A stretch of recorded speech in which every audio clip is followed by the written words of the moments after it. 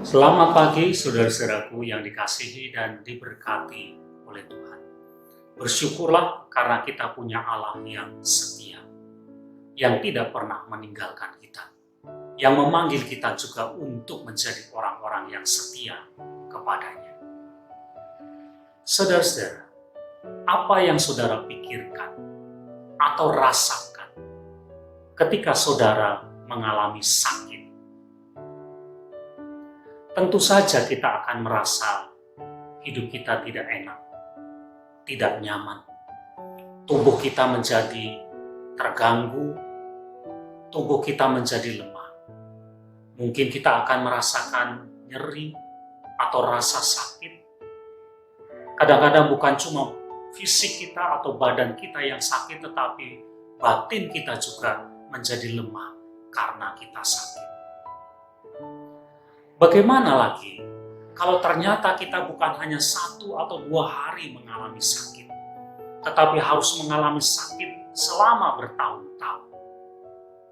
Tentu kita akan sangat menderita dengan sakit yang kita alami.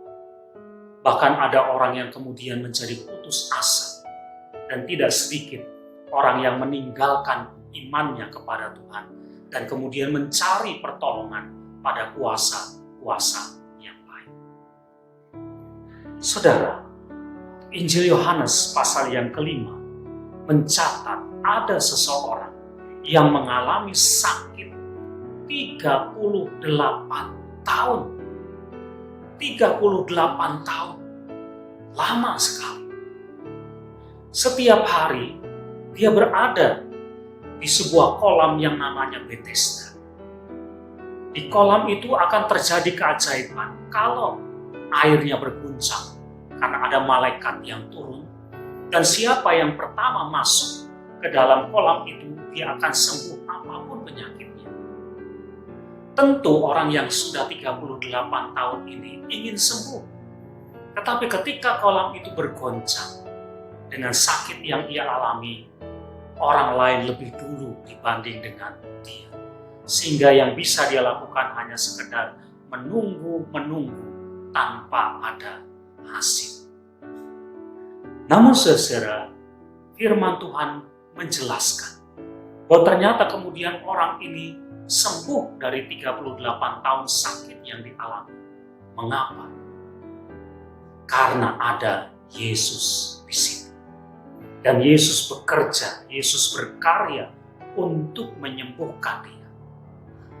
Kalau selama ini dia mengandalkan kesembuhan dirinya dari kolam Bethesda itu, dan ternyata apa yang ia andalkan tidak bisa menghasilkan apa-apa dalam hidupnya. Sekarang dengan peristiwa kesembuhan ini dia belajar bahwa yang bisa diandalkan dalam hidupnya adalah Tuhan. Tuhan yang berkuasa, Tuhan yang hadir. Nah, firman Tuhan ini juga menjadi sebuah pelajaran dalam hidup kita. Kita punya Allah yang maha kuasa. Kita punya Allah yang sanggup untuk melakukan segala hal dalam hidup kita. Bahkan yang mustahil pun Tuhan bisa kerjakan.